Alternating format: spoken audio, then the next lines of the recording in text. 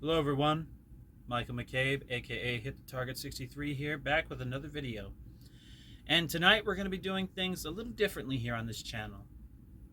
Since it is Confederate History Month, I am going to be doing a series talking about the Road to Sumter, a day-by-day account of the events that led to the first shots and opening shots of the Civil War, also known as the War for Southern Independence. I found this posted on Instagram by another account that I follow called Tennessee Rebel 1861. Shout out to him and allowing me to make this series. And there will be sources within every single section that I talk about. I'm going to do a couple videos on this entire day-by-day account. And I know these videos will not be for all of you, but for those of you that want to stick around and learn something, feel free to stay. And if you don't want to watch these videos, that's okay. Feel free to skip. But for those that want to learn, let's get to it. November 6th, 1860, Lincoln is elected. The election that spurred secession. The tea has been thrown overboard. The Revolution of 1860 has been initiated. On November 6, 1860, former Whig Abraham Lincoln was declared winner as the 16th President of the United States with no electoral votes from 10 states because his name was not even on the ballot, and the new Republican Party only had membership in northeastern states and 2 new territories under federal governorship. Sectional party. 70% of Americans voted against Lincoln, and he only received 30% of the popular vote, and a minority of total electoral votes, and that was only in northeastern states. With Lincoln winning the election in a minority party as a result of a highly contested 4-way split ticket, Northern dominance of Congress was bolstered, and with Lincoln's campaign pledge to use force to collect the 48% moral tariff as the 12th of the 17 planks in the platform of the incoming Republican Party, leaders in South Carolina and the Gulf states began to call for secession. Charleston Mercury, November 1860. On November 9th, 1860, the New York Herald. Each state is organized as a complete government, holding the purse and wielding the sword, possessing the right to break the tie of the Confederation as a nation might break a treaty, and to repel coercion as a nation might repel invasion. Coercion, if it were possible, is out of the question.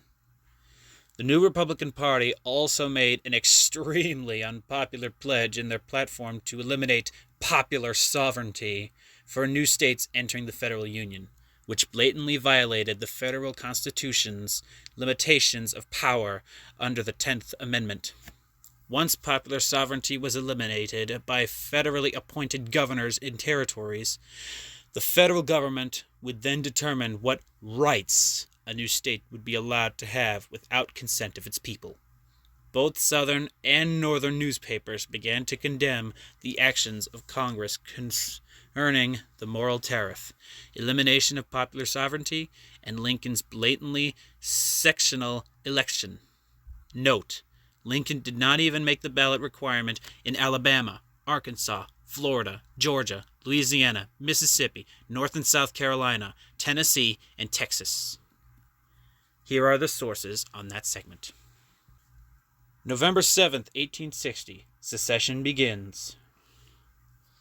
Upon the South Carolina legislature hearing of the selection of radical Republican Abraham Lincoln as U.S. President, Governor Pickens immediately orders the South Carolina state militia to seize the federal arsenal in Charleston until all federal troops could be evacuated with honor from the state. The South Carolina General Assembly called for the election of delegates to a convention to consider secession from the federal union. An excerpt of the initial statement preceding the convention. Quote unquote, "To our constituents, the argument is exhausted. All hope of relief in the Union through the agency of committees, congressional legislation, or constitutional amendments is extinguished, and we trust the South will not be deceived by appearances or the pretense of new guarantees. The Republicans are resolute in the purpose to grant nothing that will or ought to satisfy the South.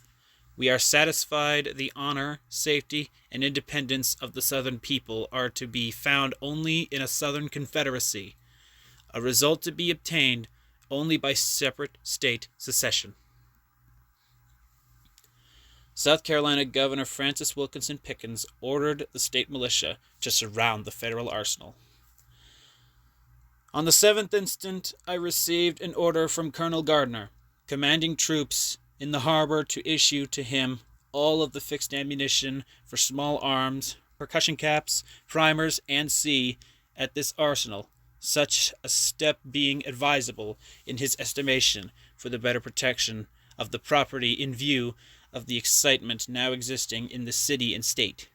Being allowed no discretion in the matter, his order being peremptory, I proceed to obey it on the afternoon of the 8th.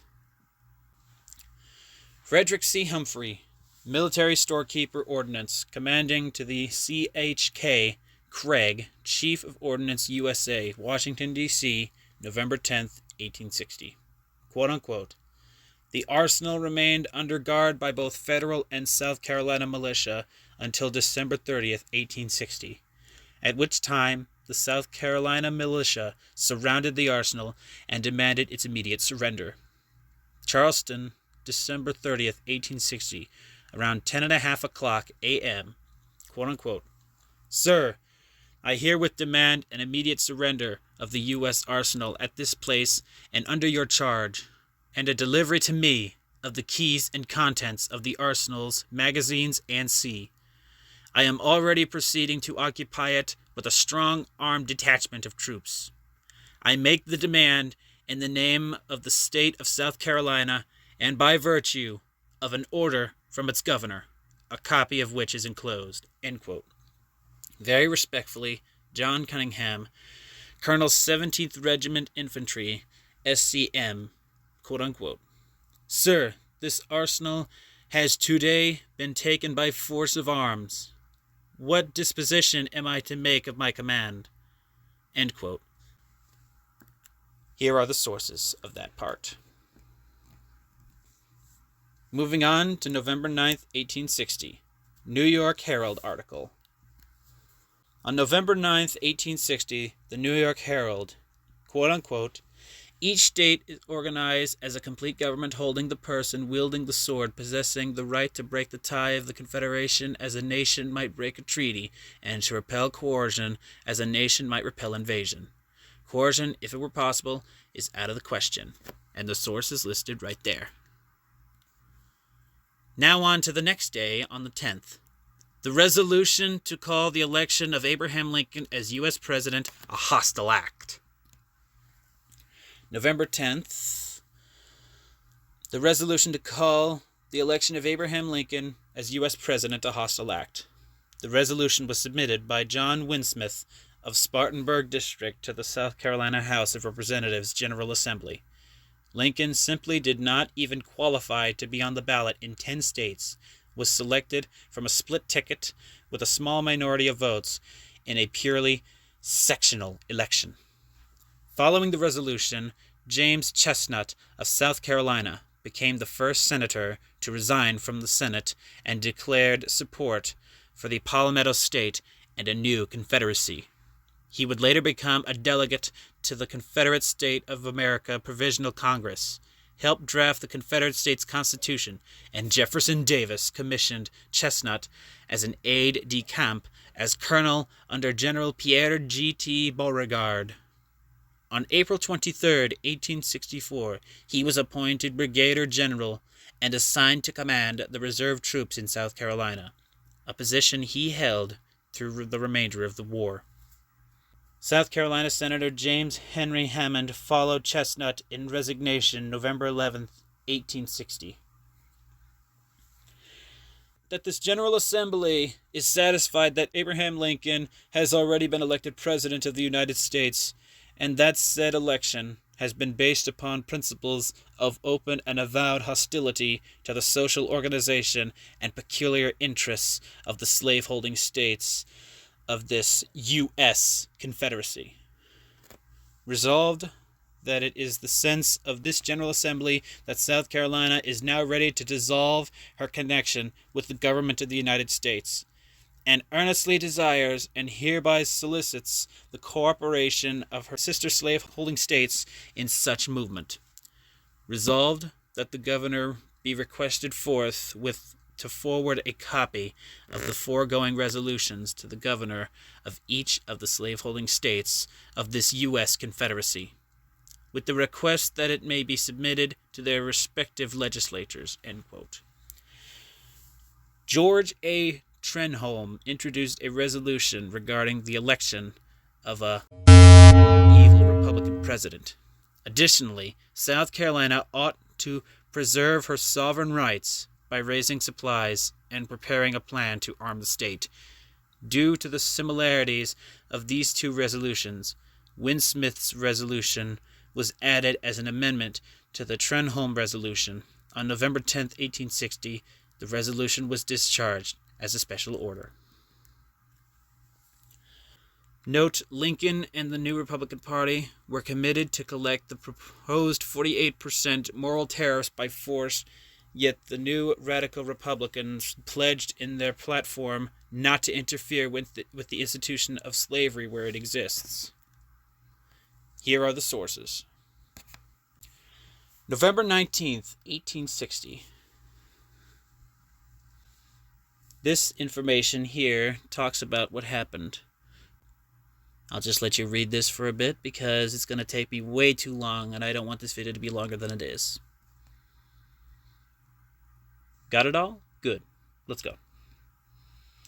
And finally, to close this off, on November 26, 1860, if the Cotton States unitedly and earnestly wish to withdraw peacefully from the Union, we think they should and would be allowed to do so. Any attempt to competition them by force to remain would be contrary to the principles enunciated in the Immortal Declaration of Independence, contrary to the fundamental ideals on which human liberty is based. From the New York Tribune, November 26, 1860. Richmond Daily Dispatch, The Secession Movement at the South. The latest intelligence. The following is the latest intelligence gleaned from our mails of the secession movement at the South. A very large meeting was held in Essex County, Virginia, on Monday last. It was addressed by Hon. M.R.H. Garnett, the congressional representative of that district. He urged upon the meeting prompt and decided action, and the expression of such sentimentals as would furnish evidence of devotion to the Union of the States so long as that Union afforded ample security to the rights of the South. And to that end, he advocated a convention of the States, in order to obtain such additional guarantees as the change in the Constitution of the country since the adoption of the Federal Constitution required. He recommended such a policy of the part of Virginia as would enable her to mediate between the North and the South, should it be necessary, yet to assure the whole country that in the event of a disruption of the Union, Virginia would be with the South. The following resolutions were reported and unanimously adopted. Resolved, that the people of the non-slaveholding states, by their recent vote for a sectional president upon sectional principles, have manifested their deep hostility to the institutions of Virginia and the South. Aid their fixed determinations to carry that hostility into every department of the federal government, and to exert all its patronage and influence, and the large powers they attribute to it, for the ultimate overthrow of our social organization. Resolved, that this hostile feeling and purpose in the non-slave-holding states has been growing for many years, and has been shown in the votes and speeches of their statesmen, in the teaching of their public and schools, in their literature and their state legislation. Resolved, that in view of their present sectional majority, and of the still larger majority which a successful exclusion of the South from their territories must give, the safety and honor of Virginia and the South require such additional guarantees as will give them an absolute security within the Union. Resolved, that we deem it proper that steps be taken at once to call a convention of all the states, in order that such amendments of the Constitution may be adopted as will forever secure the debts of the South in the Union, or, in the event such a security cannot be obtained, that the South may take steps to protect her own rights. Resolved, that in our opinion, the use of force by the federal government to compel any state to remain within the Union in the present condition of the country must inevitably lead to a revolution in which Virginia will be constrained to take part with the South. Resolved, that we earnestly appeal to South Carolina and the other Southern states to unite with as in another effort to preserve the Union upon terms consistent with the safety and honor of the South. In Alexandria, Virginia, Friday night, a meeting was held at which the following resolutions were unanimously adopted. Number 1. Resolved, that the Federal Union is founded in a mutual compact between the distinct, independent, and sovereign states, and the powers granted under the Constitution being derived from the people of the respective states may be resumed by them, whensoever the same shall be perverted to their injury or oppression. Number 2. Resolved, that it is one of the leading objects of government to secure its citizens the right of property, and it is therefore the duty of Congress to pass such laws as may be necessary to secure such rights to the slaveholders of the several states of this Union, in the territories and where else the federal government has exclusive legislative control. Number 3. Resolved, that the willful and deliberate action of many of the northern states in defeating the provisions of the fugitive slave law by acts of legislation and by reckless mobs, cheered on by the mass of the people in their resistance to the execution of that law, presents a case of a bargain broken on one side, and therefore broken on all sides, and the southern states of the Union each and are thereby absolved from its obligation, if it by their will or the will of either of them, to withdraw.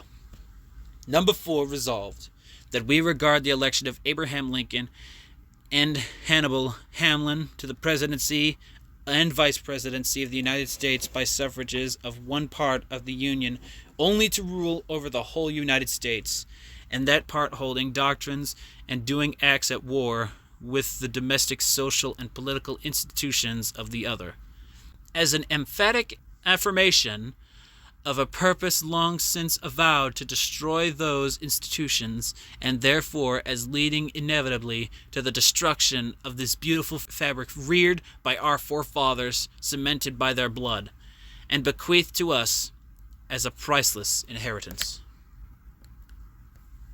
Number 5. Resolved, that we recommend a convention of the slaveholding states to consider the most effective means of securing the rendition of fugitive slaves and the rights of property as declared in the second resolution, if the same can be obtained in the Union, or if not, to adopt such measures as will guard the rights and promote the welfare of the southern states. The citizens of Fairfax Courthouse, Virginia, and its vicinity held a meeting on the 17th instant, when on motion of Thomas R. Love Newman Burke was called to the chair, and Thomas More appointed secretary. Resolutions were adopted discountenancing the practice of standing masters for slaves hired out, and of training with slaves. Also in favor of breaking up the slave cabins in the neighborhood, Captain Delaney was requested to move the guns of his company to a room in the jail, and it was recommended that Captain J.W. Jackson have a patrol of 25 men for the village and vicinity. The Democratic caucus of the North Carolina legislature has nominated Senator Alugman for re-election to the U.S. Senate. The Wilmington, North Carolina Minutemen resolutions have been laid before the state legislature and referred. 3 series of resolutions have been offered in North Carolina legislature, one denying the rights of secession, another affirming it, and the third declaring it inexpedient for North Carolina to join in a Southern conference, or take any step at present. All were referred without discussion. The Montgomery, Alabama Mail has the following paragraph. One of our railroad companies has countermanded an order to a northern factory for several hundred tons of rail. The reason is obvious. By next March, we shall be out of a union which imposes $15 or $20 a ton on the railroad iron. How much will this save Southern railroads? Hon. Herschel V. Johnson has written a letter in reply to one signed by several members of the Georgia legislature, in which he contends that Lincoln's election is not sufficient cause for dissolving the Union, but adds, "But the South has grievances of which to complain far more galling than the bare election of Republican to the presidency. The surrender of fugitive slaves is a constitutional obligation upon every state in the Union. Without such a guarantee, the Union would never have been formed. It cannot long to survive its continued and persistent disregard by the non-slaveholding states. The violation of it by some commenced almost simultaneously with the abolition agitation. It has grown with its growth and strengthened with its strength until now. In defiance of federal enactments, a majority of those states have passed stringent laws to obstruct and hinder the recovery of fugitive slaves. True, the cotton states have not suffered very considerably on this score. The evil necessarily falls main upon the border states, but all the slaveholding states have felt and do know keenly feel this infidelity of their northern sisters to their plain constitutional obligation. They have said but little, however. They have submitted to it, almost without a complaint. Amidst the almost unmixed evil which I apprehend from the election of Lincoln, I see one good result, and that is the awakening of the South to these great grievances. They ought not to be permanently submitted to, but promptly redressed upon the united demand of the South. Let the appeal be made to the delinquent state." Governor Johnson then refers to his previous opinion on the position of Georgia and concedes as follows. "These were my opinions as to the proper course for Georgia to adopt in 1850. As far as they are applicable to the present crisis, I would advise the adoption now. Then I would say, Number 1, let this legislature call a convention of the people at such time as may be deemed most convenient to consider and determine what the state should do, and also, in the meantime, put the state in a condition to meet any emergency. Number 2, let that convention reaffirm the Georgia platform of 1850 and demand the repeal of all laws passed by any of the non-slaveholding states which obstruct the execution in good faith of the act of Congress for the rendition of fugitive slaves. Number 3, let that convention appeal to the northern states to suppress by all legitimate measures the slavery agitation, as of the peace and fraternity between the states of this Union. Number 4, let that convention, Congress for that purpose, or in such other manner as may be best calculated to secure concert of the action. I repeat what I said in the letter alluded to. As to the means of Southern Congress ought to adopt to enforce these propositions, it would be presumption in me to venture a suggestion. I prefer rather to stand mute before the wisdom of its counsels and bow submissively to its decision. I am willing to confide the interest, the honor, and the rights of the South in the hands of such a body, and I feel sure that its moral influence representing, as it would, the patriotism, the intelligence, and firm resolve of the South, would be potent to save the Union and awaken the northern states to the danger with which their misguided fanaticism has imperiled it. I should hope that a firm and earnest appeal by the South to the Northern states would be needed, that they would, under a sense of constitutional obligation, repeal their personal liberty bills and cease to hinder the surrender of fugitive slaves. I repeat, a continued and persistent disregard of our rights in this particular by the non-slaveholding states cannot and ought not to be submitted to. It is time for the South to demand exemption from the agitation of slavery, from unjustifiable interference with our domestic peace and security, from further aggressions upon our rights, and the faithful observance by the Northern states of the requirements and guarantees of the Constitution. Let the business of redress be begun now and prosecuted to a final consummation. Let every effort be made and every means be exhausted to restore the Union back to what it was intended to be by its founders. If we fall in this, which I will not anticipate, then the interest, right, peace, and honor of the South will require a dissolution of the Union. Honorable Sherrod Clemens of Virginia, now in New Orleans, addressed a letter to his constituency in the Wheeling district, reiterating his determination to resign after his persistent term. Speaking of the question of the day, the writer says, "As a border people, you have peculiar interest in the integrity of the federal government. The result of the recent presidential election is made the pretext for an assault upon the Constitution under the forms of which it has been decided. The hot and indecent haste of South Carolina meets with my unqualified condemnation.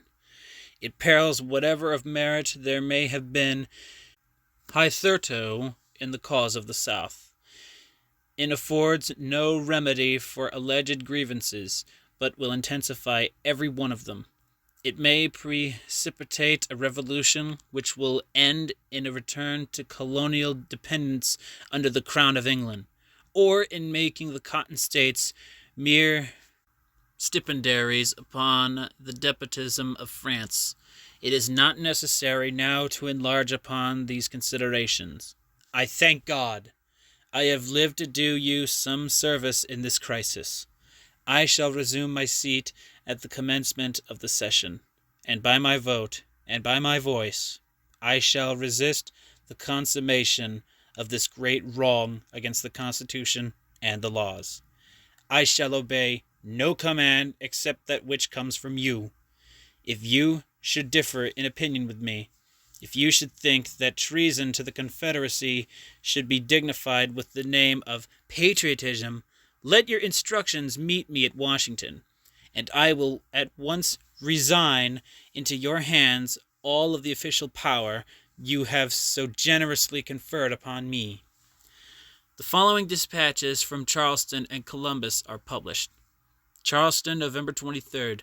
The Mercury, in an editorial this morning, ridicules the idea of blockading Charleston and says a federal blockade would only hasten the consummation of a Southern Confederacy and would fail to isolate South Carolina from the sister Cotton States, as the British embargo failed in 1774 to isolate Massachusetts from her sister colonies. A ticket for the convention appears in the morning papers, embracing the names which it generally conceded will be elected from the Charleston district. The ticket is headed by ex-Senator Rhett and Judge McGrath, and is composed partly of old secessionists, partly of former cooperationists, but the present political views of all of them are announced by authority to be expressed in the following propositions. First, that the convention, when assembled, should withdraw South Carolina from the Confederacy of the United States as soon as the ordinance of secession can be framed. Second, that after South Carolina withdraws from the Confederacy of the U.S., she should never be reunited with any of the non-slaveholding states of this Union, in any form of government whatever. A bill would be introduced in the legislature and will undoubtedly pass, providing that free shall leave the state before the 1st of January, 1862. or then shall choose masters and be slaves. Cockades are in such demand that newsboys are selling them around the hotels. The secession feeling in Georgia. Columbus, November 23rd. A mass meeting of this and surrounding counties in Georgia and Alabama will be held here tomorrow. Prominent men from Georgia, Alabama, and South Carolina will be here to hold a private consultation to devise a plan for probable secession. The merchants will close their stores during the day. It is thought here that it will be advisable for the Southern Bank to suspend in a short time. The Convention of Alabama has legislative powers and will undoubtedly authorize the suspension. The source is down below. Thank you for watching. See you in the next one.